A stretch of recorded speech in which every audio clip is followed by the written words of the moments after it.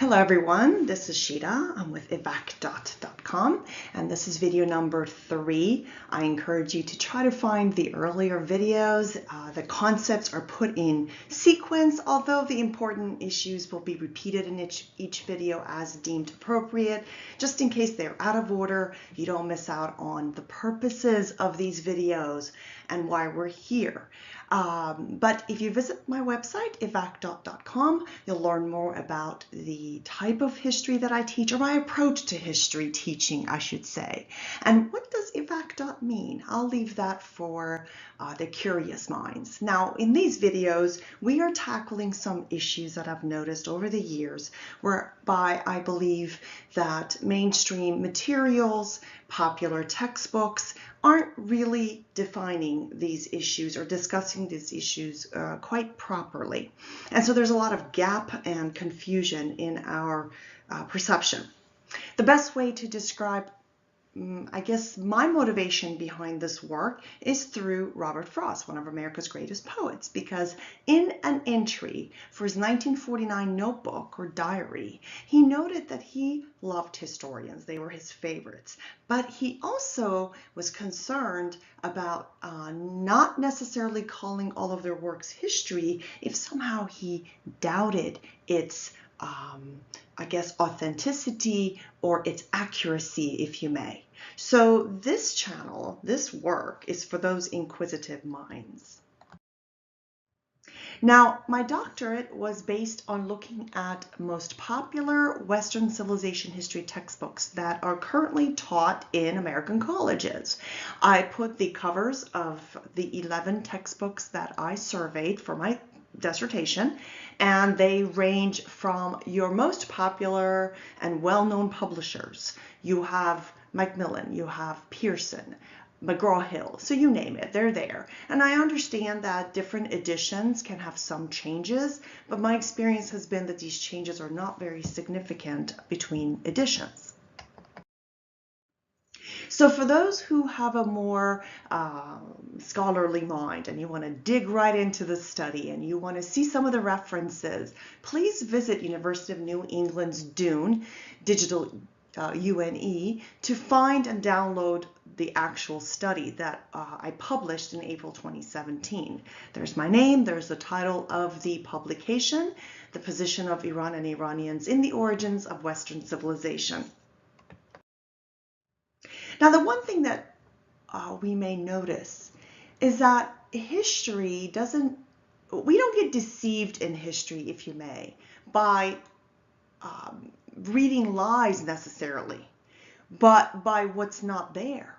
It's the omissions that cause us to not get the full picture. Omissions means that proper definitions are not provided. Ancestral connections are not provided. The root influence, the origins of a concept or of an idea are not provided. So the reader, or in this case the college students that are taking Western civilization history courses, aren't going to see the big picture. They're not going to see the connection, and they're not going to see, for example, how Iran and Iranians fit into Western civilization. Somehow they just believe somehow they're different or separated, if you may. In video 1 and 2, we defined the term Iran and Iranian peoples respectively. It's important because there is a major misconception in the textbooks that I've encountered and just mainstream material, and even so-called experts. When you listen to them doing interviews, there seems to be a lack of clarity as to who are the Persians, what is Iran, what are Iranian languages. So this is the third leg of terminology, and then we'll start in other videos to discuss certain ideals and perspectives and see where Iran falls with respect to Western civilization. That's really the focus of my study. So Iranian languages, as we've been mentioning in the earlier videos, they fall under the Indo-European family, and they are European in origin. That is, Iranian speakers are related to English speakers Russian speakers, Slavic speakers, Spanish, Italian. Okay, so Proto-Indo-Iranian languages emerged in Central Asia by 3rd or early 2nd millennium BCE. If you're unfamiliar with Indo-Europeans and some of the branches, the Indo-Iranian is one of the oldest branches and one of the branches that we know quite a bit about. The Indo stands for the Indic, Vedic, or Sanskrit branch, the branch that will end up in India. So the Indo-Iranian branch split between 1700 and 1500 BCE. And some of the examples of Iranian languages are Avestan, which is a very dead language by now, but sacred Iranian religious texts are written in Avestan. Avestan would have been a dead language by 2,500 years ago, 3,000 years ago, maybe even longer.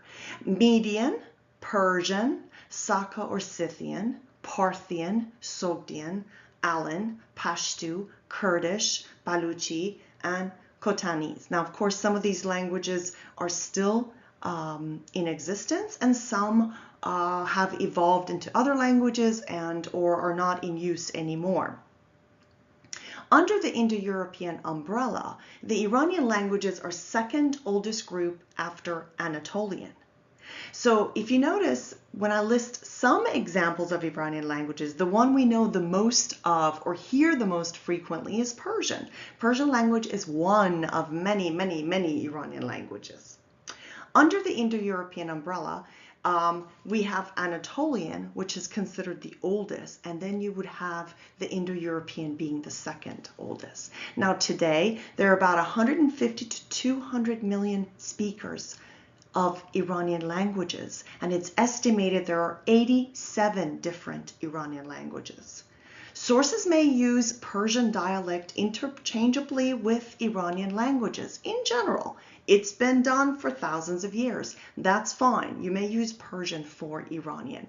But just so you know, as far as being accurate, Persian was not the commonly spoken Iranian language, and it's not the only one.